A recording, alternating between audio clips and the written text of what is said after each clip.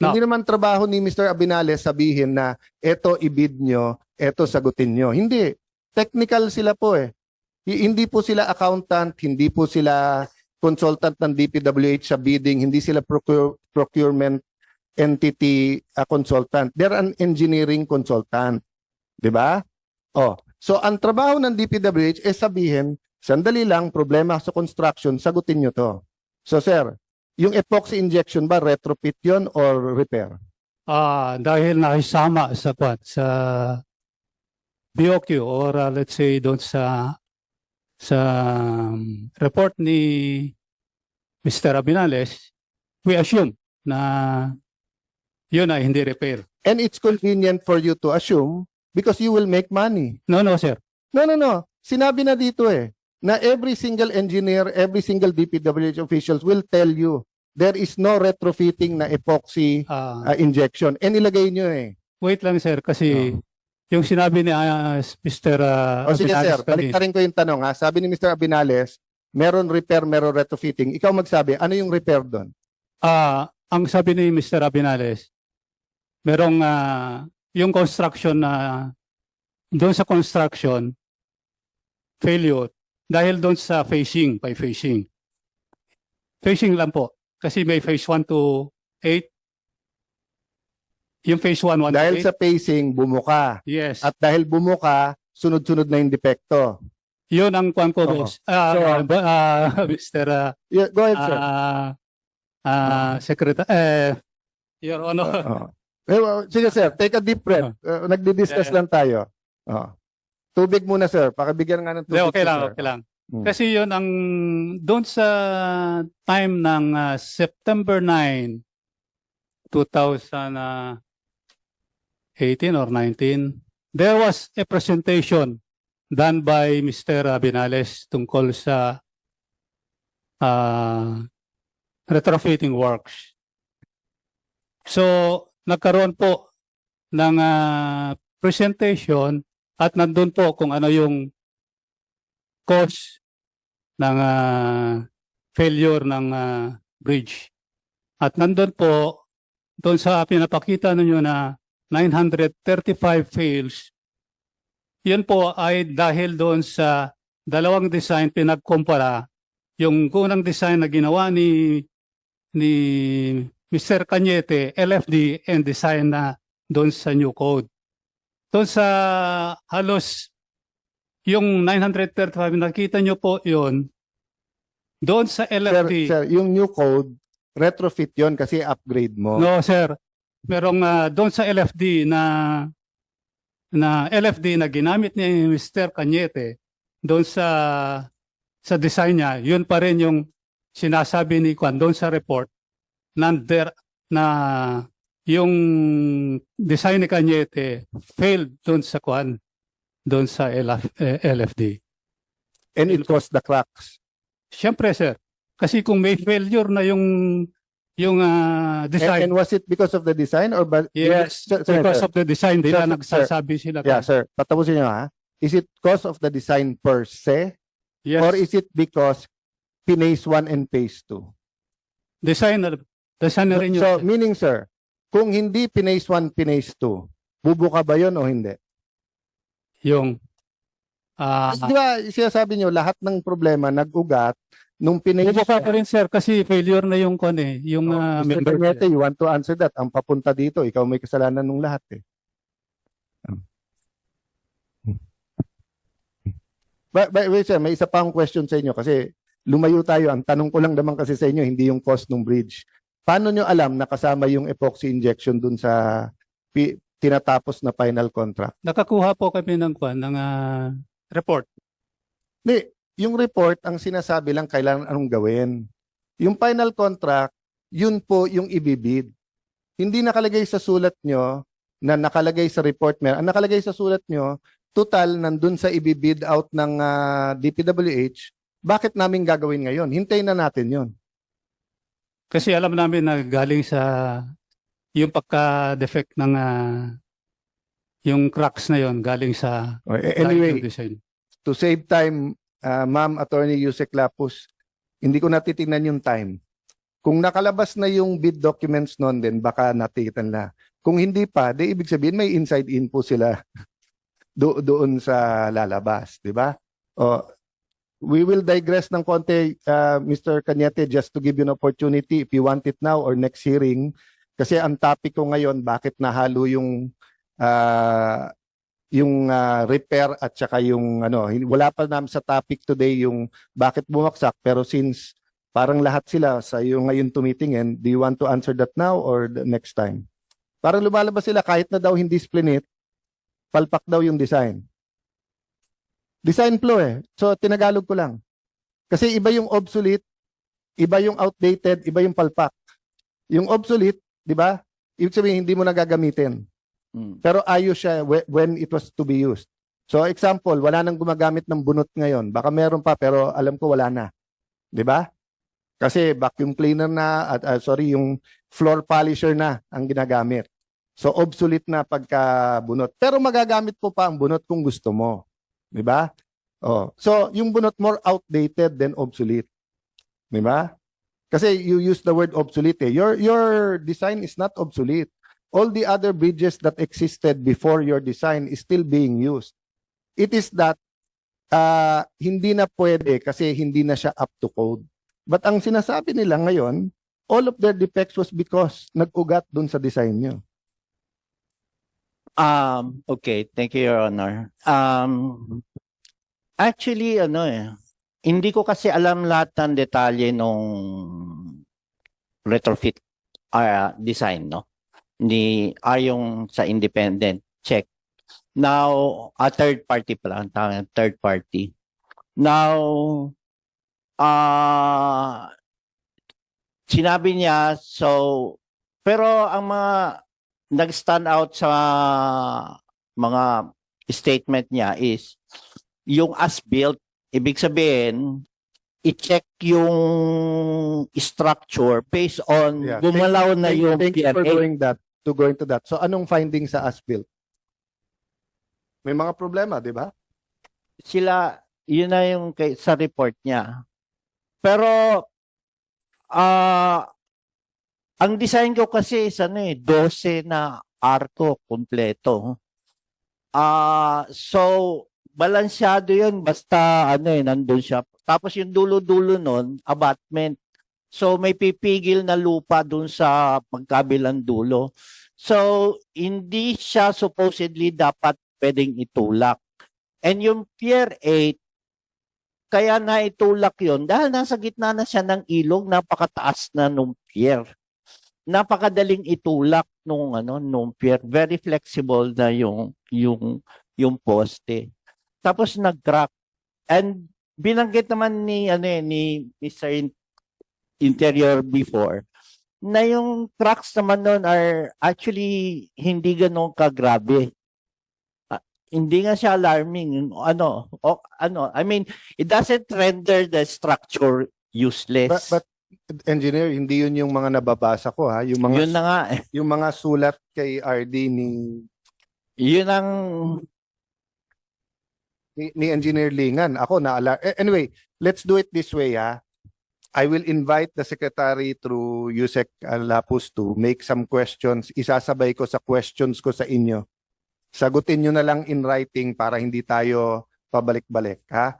Para maka-close tayo, dalawa na lang ang gusto kong... But anyway, sir, kaya ko lang kita binigyan ng pagkakataon kasi nga, yun ang direction dito Direction ni Mr. Interior is that hindi dapat siya magbayad kasi design. Diba? Nag-umpisa tayo dito Kayo talagang sinisisip. Kaya lang, napunta dun sa truck, napunta sa... but anyway, COA and the engineer... Si Engineer Lingan muna, sir. Engineer, unang-una, I'd hindi pa tapos yung investigasyon but I'd like to thank you. So far sa what I've seen, hindi mo tinantanan kung ano nakita mo ay ni-report mo. Tama po ba? Thank you, Chairman. Yes. Yes, Chairman. May una kong tanong is, may mga sulat ka on paper hindi sinagot ni RD Malaluan. Parang yung isa, 1 taon bago sagutin So sinasagot ka ba verbally or by text kaya wala lang on record, or pag sumusulat ka deadma? Anong simulan mo sa una mong sulat tapos ano nangyari po? May nangyari ba sa mga sulat mo o wala? Actually, sir, just to document it, ginagawa ko ng sulat. But I discuss it to them mismo sa verbally. Because isang office lang kami, I discuss it to them verbally. Pero ginagawa So ko you were lang- smart enough to document to it para make hindi. it Okay. documented, sir. Oh. And from the start, ano yung nakikita mong problema sa tulay? From the start, sir, kasi parang yung while on progress yung construction, may mga nakaka-crack up na defects. So despite na palagi nandun si designer on site to supervise it, at sinusunod namin lahat yung mga approved plans, nakaparoon pa rin ng problema na ganyan. So I suspect na may design flaws, sir. Susundan kita ha, na despite the fact na nandun yung designer at ginagawa, may lumabas na defect. Okay? So, you suspected baka sa design. Yes, sir. So, malayo pa, wala pa yung earthquake. Wala pa, sir. Wala pa Oh. yung like yung span 2 and 3 na nagkaroon na ng defect nung nag-submit ng revised plan ang designer, it is an admission of na mali yung design na nila. Okay. But ang point ko po, may defect na at that time. Yes, sir. And dalawa lang ang pwedeng cause nung defect at that time, either construction, Or design. Yes, sir. kasi at that time, wala pa yung bagyo, wala pa yung earthquake. Yes, diba? sir. Wala pa. Okay. Yes, sir. Kailan una mong narinig yung building code kailangan masunod? Inabot mo pa ba yun? Hindi na. Hindi ko ma-remember. Sir. Oo. Parang wala. Di ako. Well, kasi ako mismo sa dokumento, siguro Sec, next hearing or padala ko sa inyo, ang layo na sa timeline bago binanggit yung yung code eh. Yung code. Lahat ng so were you still involved, engineer, nung humihingi na ng pondong pang-repair yung hindi na, sir. wala ka na doon. Wala na ko. Oo. So you're retired na. Yes, sir. Yes. Ba't kayo hindi na-promote? I don't know, sir. I don't know. Sir. It is the- Wala kang it is- padrino, it is the wala kang discretion. nagawang papor, hindi ka lang kilala, hindi ka nag-apply. No, I mean, I love people in government. And I think if there are 1 or 2 bad eggs, kawawa naman yung hindi. Di ba? But reviewing the documents, you did your job eh. So sa tingin mo, reflecting back, bakit ka hindi na-promote? Sir, nasa discretion ng head of office kasi yun, sir. So anyway, baka it can just be, sir, a lesson to all of us. I mean, our secretary from the ranks din po kayo, di ba? From out of the great engineering school, Mapua, all the way Yes, ba? Your Honor. Nag-private pa ba kayo, Sec, o diretso ng DPWH? Diretso sa DPWH, my first career is with DPWH. And when you retired at USEC, you never knew that you will be secretary, no? But, there may be many more like engineer here. Sir, do you want to add anything else? I cannot promote you, but I can honor you. You want Thank to add anything else? Thank you, sir. Thank you for your acknowledgement on my accomplishment during the time. But I'm sorry po, hindi nakakain, hindi nasasakyan, hindi natitirhan yung papuri ko sa iyo. Thank no? you, thank you, But sir. I think, it will be part of the report. Yeah, you can clap your hands. Usually hindi, pero Thank you, sir. oo. I'm praying, hoping wala akong makitang masama pagtatapos tong hearing na to kasi so far lahat ng sulat mo, may isang sulat 1 year bago ka sagutin ni RD. But anyway, baka nga yun kasi baka nagkakausap naman kayo. Yes, sir. Sir Kowa, I also want to thank you but I want to read part of your report, sir. Kasi, saan yung... Sir, can you introduce yourself, sir? Sir, I'm Mr. Benjamin Lasam, the audit team leader of DPWH Regional Office Number 2. When the project Akabagan Santa Maria Bridge was implemented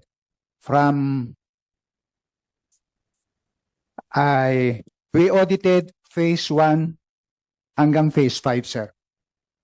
Sir, I want to read it pero I don't want to put words in your mouth. Kayo na magsabi, sir, from the start or in your own words, sir, anong naging findings o conclusion niyo, sir? Firstly, on the phase 1 and 2, we have some adverse finding on the implementation of the project. As mentioned in our affidavit, our report was came from the technical audit findings came from our engineers from COA by the team of engineer Randy Sumabat and engineer Warner Alvarez, sir. Then after phase 1 and 2, we proceeded to audit phase 3, but on the phase 3 there was no adverse finding. On the phase 4 that pertains to the repair and retrofitting, we have another finding on phase 4. And that finding was also incorporated and mentioned in our affidavit. On the phase 5, we requested an audit of phase 5 just lately after the bridge has collapsed. So our request for audit for technical evaluation on our engineer are still pending in the regional office, sir. That's Sir, all, sir. Sir, correct nyo na lang ako. Let's just go through it. Last na naman po kayo. What's it? 45? Slide 45, no? Sir, dito sa number 3, may slide ba sa likod nito? Kita nyo naman, sir. Kita nyo naman. Yan. Review of QAU-RO, reports dated August. I'll go to the bottom. Revealed that there were noted deficiencies attributed to the construction of the bridge, and the recommendations were provided on the necessary rectification to be undertaken by the contractor. So very clear ha, COA na nagsasabi nito. By the way, sino pong nagbabasa ng COA report? Ito, was it the RD or the ano na? Or the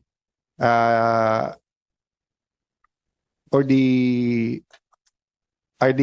Okay. So, pero since 2023 na to, ma'am, wala ka na doon. Okay. Okay, ito.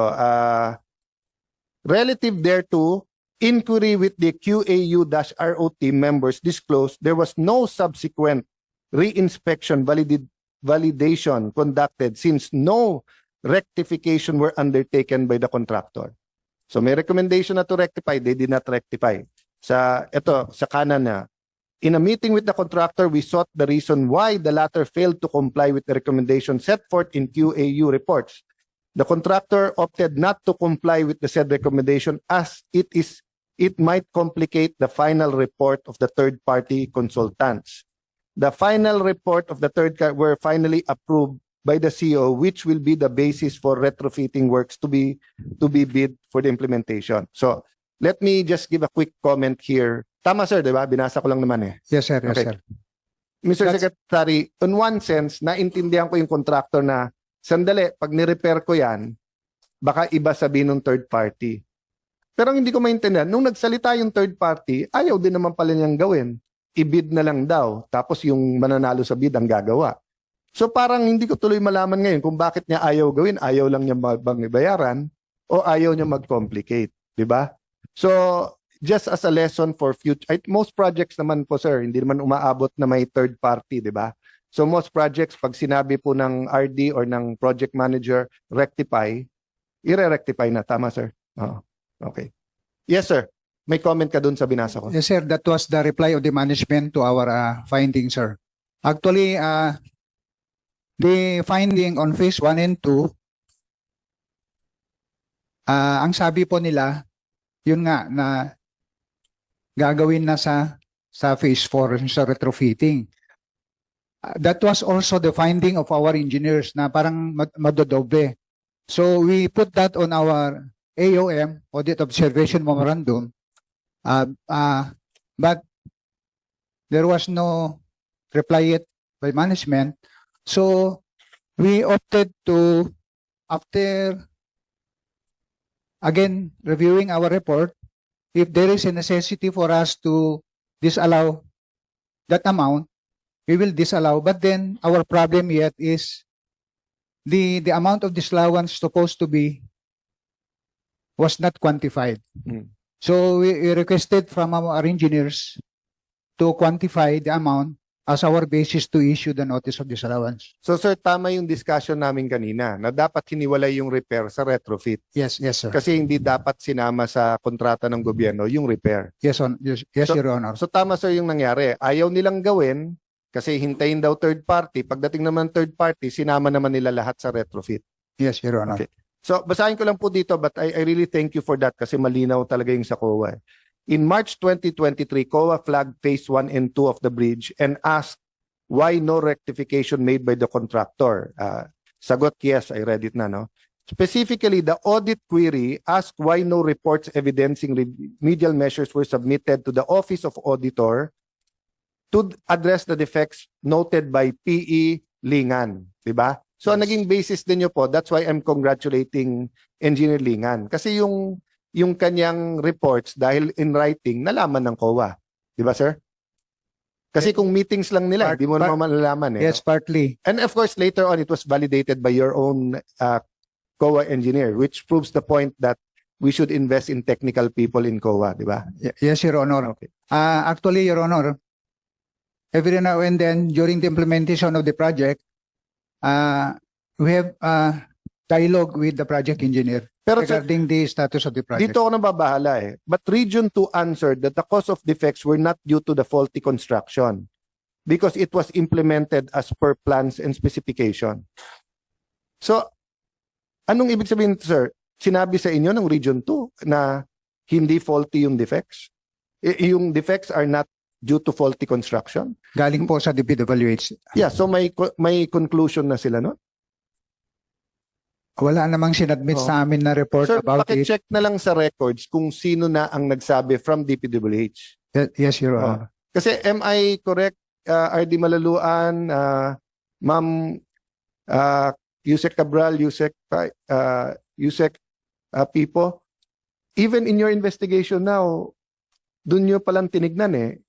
Was there any record that this early in 2023 na it was it was not faulty construction? Wala eh. So sino kaya? So sir, paki-check na lang kung pwede. Yes, Your Honor. Kasi I want to know why that DPWH official or whoever he is reported that it is not faulty construction. Kasi gumawa na siya ng conclusion eh. Kung alam nyo sir, sabihin nyo na ngayon para ano. Yan ang maganda sa mga COA eh. Talagang Sir, handa. sir, excuse me, sir. That reply came from management during the time of then Regional Director Reynaldo Consel. Okay. Pero sino ho nagsabi nun? DPWH or yung kumpanya? DPWH Ang nagsabi? ang nagsabi, but I believe it came from the contractor. So that's a bigger problem because the contractor will always say it's somebody else. It's just human nature, di ba? Sinabi ng asawa ko, sino kumain ng pagkain dito? Sabihin ko agad, hindi ako. I might be lying, I might not, but it's human nature, bigla ka, then saka ka-aamin, di ba? I believe that it came from the contractor because every time that they replied to us, management replied to us, or every time we issue an AOM, management always refer the matter to the contractor. And it doesn't mean he's lying.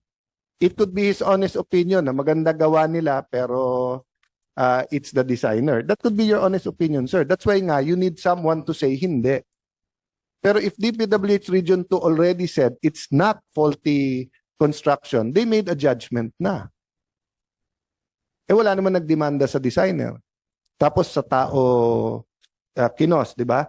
Additionally, sir, the COA issued a Quality Assurance Unit report in 2019, no? Revealing that there were deficiencies attributable to the construction, but DPWH Region 2 replied that the reason why the contractor failed was because it might complicate the final report of consultants because the said report will be the basis of retrofitting. Sir. Tama po to, sir? Sir, the Quality Assurance Unit report came from, not from COA, but from the DPWH. Yes. And dun pa lang sa 2019 report, sinasabi nila that